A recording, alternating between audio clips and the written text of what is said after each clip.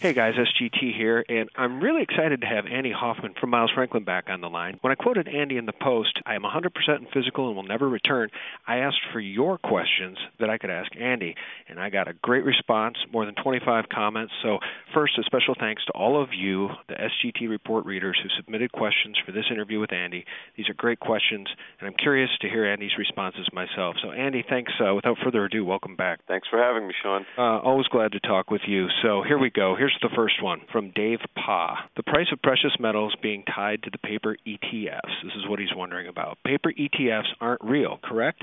They establish a so-called price on an illusion of a, quote, real market, but it's paper, and it's settled in paper. So here's his question. What would it take to break the real metals away from the paper pricing manipulated con game? Okay, well, the first thing I'd say is that I wouldn't necessarily say that the physical price is tied to the paper price. I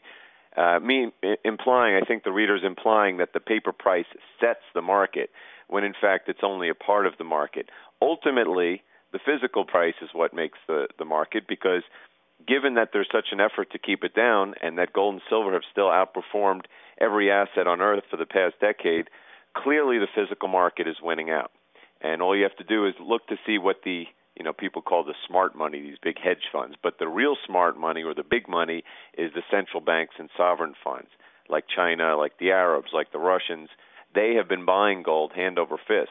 So in the big picture, it's the physical market that will set the price. In the short term, though, every day on the COMEX, you have to fight through all this paper stuff. Now, the second part of the answer would be that there has been a divergence between the physical and the paper over time. Now, to start with, the paper price, or I should say the GLD price and the SLV price, are 3 to 3.5% lower than the physical price, whereas the closed-end funds, such as Central Fund of Canada and the Sprott funds, traded a premium to the gold and silver prices. As far as actual coin buying and bullion buying, there are premiums of anywhere from 5% to 20%, depending on what product you're buying and where you're buying it and who you're buying it from.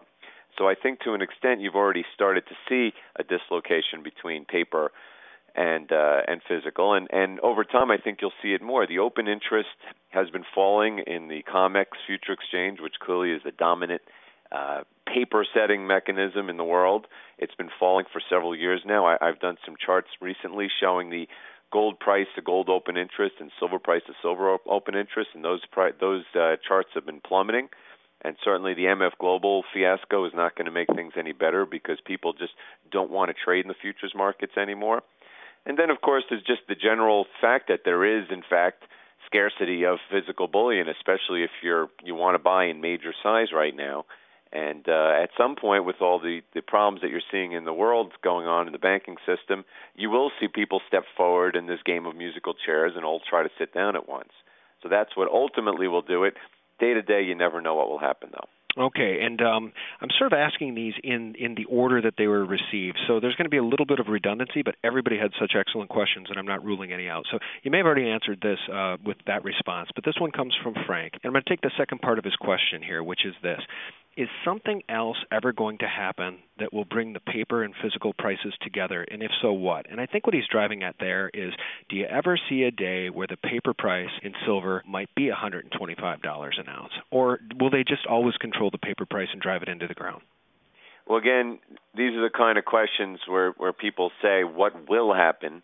And the answer is, I don't know what will happen. I do know that there are an incredible amount of moving parts, and most of them are unprecedented. So until we get the final product, no one will ever know what will happen. I will say this, though, that there was an article just yesterday by Mark Faber, or an interview with him, and he, I put it in my piece today. He basically said, I truly expect the derivatives market to eventually go to zero and disappear. And that's what I've been saying all along. How, when, not sure. But I believe that eventually all the destruction that's been caused by these derivatives and fractional banking, not just in gold but across the board, are going to, implode. They have to. It is the definition of a Ponzi scheme, and at some point you'll have to start from scratch and rise from the ashes. I believe that we'll start from scratch with the cash and carry market, the way people used to do things. This whole credit explosion really hasn't improved the standard of life, as a whole. It created a short period of time where people were able to buy more than they were able to, but that's not how history has worked. People don't buy more than they're able to, and I think that this system is a Ponzi scheme which will collapse, and eventually it'll be cash and carry, and there won't be futures anymore. Okay, well, that is such an interesting response, and I think that people will have further questions based on your response, but we will get to those because people are asking them. So this one comes from Ed. Ed says, where does Canada sit amongst all this turmoil? Why does it appear that Canada is fairly immune to all of this at this point? I'm not sure if the word immune is the best answer, but I will say this. They do have, for one, they have far greater finances. I believe their debt to GDP is about 35%, whereas the U.S. just passed 100% today. But, of course, the U.S. GDP doesn't include the $5 trillion of off-balance sheet debt for Fannie Mae and Freddie Mac, and I'm sure that Canada doesn't have $100 trillion of unfunded liabilities. So to start with, Canada has better finances. They also have resources in the ground. They have a lot of oil. They have gold and other things. They're not all coming out at the moment, but they will take that gold out of the ground. So they have kind of a natural backstop. They also only have about 35 million people that live in the country. So they, even with a socialist regime, they don't really need that much compared to what we need here with 350 million people. So better finances, less people, more resources, and just generally a more conservative, culture than the United States. We at Miles Franklin, we have this storage program with Brinks in Canada because not that we believe Canada is immune and is not going to feel the pain of this global recession, but generally speaking, that they have a more progressive government regarding property rights, and I think that they're as low on the list of political risk as I would put a country right now. Okay. This one comes from Junk ETF. How do you think the cartel is going to play things out from here? And his question is, will they try to smash the price of precious metals down to cover their shorts, so squash that price as low as they possibly can, or will they play it softer in order to avoid a too big a spread between the paper and physical price? Well, the cartel is on a tightrope, and I think the thing about them is that everyone thinks that they're in complete control and they know exactly what they're doing. And obviously, if they were, you wouldn't see implosions of the European market, of this debt debacle in the United States. Look what's going on in Japan. Now in China, they're turning on the QE because they had a construction bubble based on easy money. So it's not like these guys know what they're doing. It's almost like believing like when the military goes into Iraq or wherever that they say they know what they're doing. They had no idea what they were doing, and look what the result is. Now, as far as are they trying to cover their shorts, I think there's way too much focus put on the shorts, the J.P. Morgan shorts. Can they cover it? They smash it down so they can cover the shorts. J.P. Morgan couldn't care less about their shorts. First of all, J.P. Morgan is the government. It's the team. It's the cartel. They work together. They have all their guys in office like William Daley, who's the Obama's chief of staff. It's all about this fine tightrope balance of keeping confidence in the game going so that the dollar remains strong and they can keep their perch of power and dominate. If anyone hasn't realized by now that their shorts will never have to be covered, the CFTC will never do anything, and that the amount of money we're talking about is pennies for J.P. Morgan. Even if they had to cover today every ounce of silver at the market, doesn't matter. It's about this fine tightrope of propaganda, of market manipulation and money printing, and a lot of hope amongst some people who really don't know what they're doing. They just have a lot of power. Okay. Now, this one comes from Dan, and I think that we know the answer based on the premium we're seeing in the PSLV, but here's his question. With the decoupling of paper price from physical price, what happens to the Sprott PSLV fund? Does it follow the paper path or the physical path long term? Okay, and I'm just looking to see where as we speak, the premium is because I keep it in real time. And it's about 17%, so actually it's gone up. In fact, the PSLV premium had been around 20% for close to a year. Right. And when they announced that shelf offering of $1.5 billion maybe a month or so ago, the premium dropped to 12% because people were assuming they were going to announce a deal. And, these deals tend to be done at a discount to the current price, especially if it's $1.5 billion. Now, just to clarify, that shelf offering was not done because Eric Sprott was saying, I'm going to do a deal right now. He was doing it because once a security is 1 year old you have the right to offer a blanket shelf offering.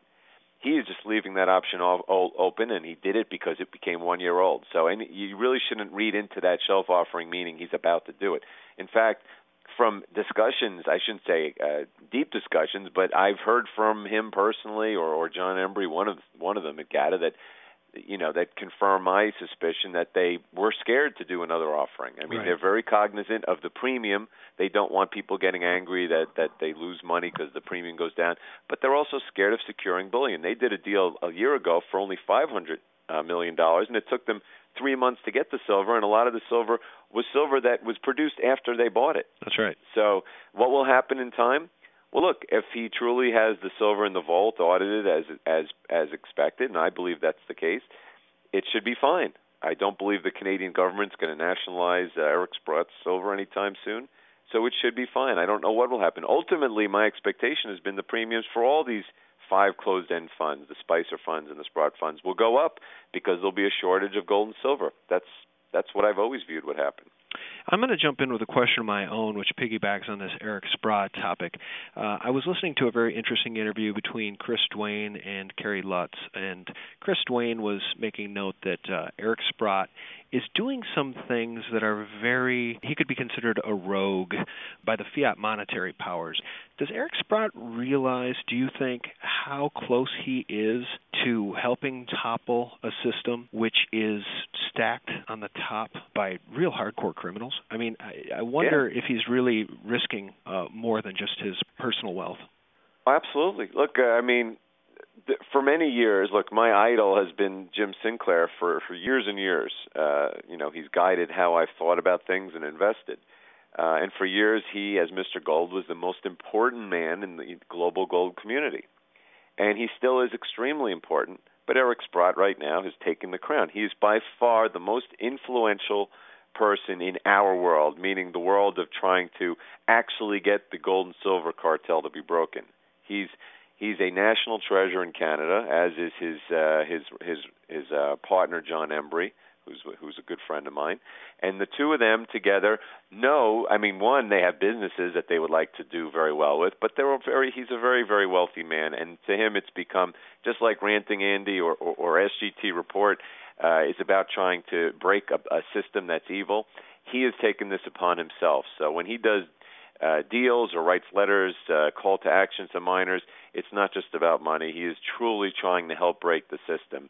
And part of it is, like people like us, it pisses him off. I mean, there's a reason they call me Ranting Andy. It pisses me off to no end to see these guys get what they want. And there's no one in this community who has more influence in that manner than he does. Yeah, and it pisses you off because you're honorable, and it pisses him off because he's honorable. And Ron Paul walked out of a CNN interview the other day because they continued to ask him inane questions for the 75th time about a newsletter written 20 years ago.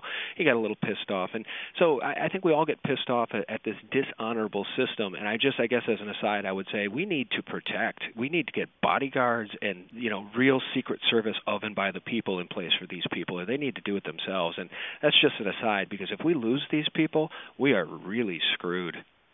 Yeah, well, the good news is, even if we did lose these people, there will always be new people that come along that take their place. I mean, I'm not saying that there's richer, more powerful people than Eric Sprott out there, or more wise politicians than Ron Paul. But the fact is, the world is a continuous place. It evolves, and if you have a system that's unsustainable, it will come down. It may not be Eric Sprott that brings it down. I doubt it will be Ron Paul. He's going to be 77 years old next year. Mm-hmm. But the fact is, in time, history tells you, and simple math tells you, that this system can't keep going the way it is. Well, thanks for that, Andy. Let's move on. This one comes from Alex, and Alex says, if, as some have suggested, the COMEX will crash, what price discovery mechanism is available to set the price of physical gold and silver? Well, there's plenty of mechanisms. I mean, there's exchanges around the world. I, for one, believe that there's a lot of excitement about the Pan-Asian Gold Exchange, or PAGE. I've read from very, very influential and intelligent people about its growth. In fact, I think it's big gold and silver contracts that will be backed only by physical gold and silver and available to all of the China Agricultural Bank's 320 million customers to start. I think that starts trading in early 2012. But again, there are other exchanges as well that are not. In Dubai, they have exchange. In Hong Kong, I mean, I'm not sure if London will be destroyed as well, but there are plenty of other centers in the world that trade gold and silver and that are not paper exchanges. And again, the system will evolve. So yeah, well, let me jump in. I'm going to jump ahead, and we'll go back to these other questions because this one comes from Travis, and he asks specifically about the Pan Asia Gold Exchange. He says, "What's going on with it?" Andrew McGuire and John Embry have said that the launch of the new gold and silver exchange in China will destroy the remaining gold and silver shorts. What's going on behind the scenes? Are the Chinese just going along with the shorts and behind their backs just loading up on gold and silver? And I want to jump in and say, now, you could probably comment on this London trader that's been in communication with Eric King, because very interesting information has been coming from him. And you note in one of your recent articles that you think he's in one of these governments. Yeah, okay. Well, we'll start with Page. I mean, I'll say one thing about it. I've seen multiple times now the time frame of these new contracts change. I mean, I think it was expected in the fourth quarter of this year. Then it became the first quarter. Now I just read something. It said something like June 2012. So clearly it's taking some time to get done. Is there an ulterior motive behind it, or is it just complicated? I don't know. I'm guessing a little of both, but probably more that it's just a very complicated system to have a giant Chinese exchange with hundreds of millions of potential buyers in it, and it must be physical backed. As far as the London trader goes, look, do I know who this guy is? Look, he's been speaking to Bill Murphy for years. I forgot what Bill has a name for him, and now he talks to Eric King, and the guy's been dead on about his predictions. I mean, I don't follow short-term charts, but he tends to be pretty close when he talks about when things are going to go, and he also tends to talk about or suggest central bank buying by the Chinese all the time. So I have a feeling that this guy is connected in some way, shape, or form. And the next part of the question is, of course, the Chinese are accumulating. For years, they were showing 500 tons of gold, and then all of a sudden, I think it was maybe 3 or 4 years ago, they just came out and said, we own 1,054 tons of gold. And you know that they're acquiring now, and at some point, when they determine it's strategic, they'll just say, yeah, we own 1,500 tons or 1,800 tons or whatever it may be, and they'll keep acquiring because the Chinese have $3.2 trillion of reserves, which are becoming more worthless each day. And at some point, they know they will be completely worthless. Their strategy in China and other places that have reserves is to slowly disinvest those reserves and put them into things that are worth something, like gold, silver, oil, agriculture. And then, when the new system starts one day, when the dollar is not the world reserve currency, they'll have the most assets backing their currency. Yeah. Now, I just want to say that a while back, if we all recall, when silver was making its initial run from the low 20s up into the 30s, when silver hit 32, 33, 34, and then it pulled back hard to the high 28s, the London trader said that the Chinese would be massive buyers in the 25 to 26 range, and I think he said a floor was right there at 25, 25.50. And I wonder if that'll hold true again, Andy. I'm going to go with that. I'm going to say that the Chinese will be there because that would be a nearly 50% retracement from the recent high. Any comments on that, or should we move on? No, I mean, my comment is, long-term charts mean something to me. The cartel's actions by attacking so much in the short term, they create these massive, massive resistance levels, and once they're broken, they become massive, massive long-term support levels. And I think that $25 to $30 range, has become one of those support levels. So the Chinese are going to accumulate no matter what the price is, but they're just going to do it carefully. And maybe the bottom of that range is where they and others deem it to be the best bang for their buck. Yeah. Or yuan. Yeah, right. I've got an entertaining anecdote here and then a question from Colin. He writes, Andy, I hate spending fiat paper because I now view everything in terms of silver ounces. My brother bought a dinner table for €800 the other day, and all I heard in my head was 30 ounces of silver. I cringed and thought, wow, that table will potentially cost €20,000 in 5 years, and he could have bought silver instead. I think I have a sickness and can't stand to spend any money while silver is on a fire sale. At what, I know, isn't this great? And he writes, at what price must silver be before I return to being a normal human being and can start to enjoy spending my money again? Can you help me out? Well, don't miss part 2, guys. Some of the very best viewer questions lie dead ahead. including one from a viewer asking about the CFTC and when they're going to finally define what a swap is, and you might be shocked by Andy's answer.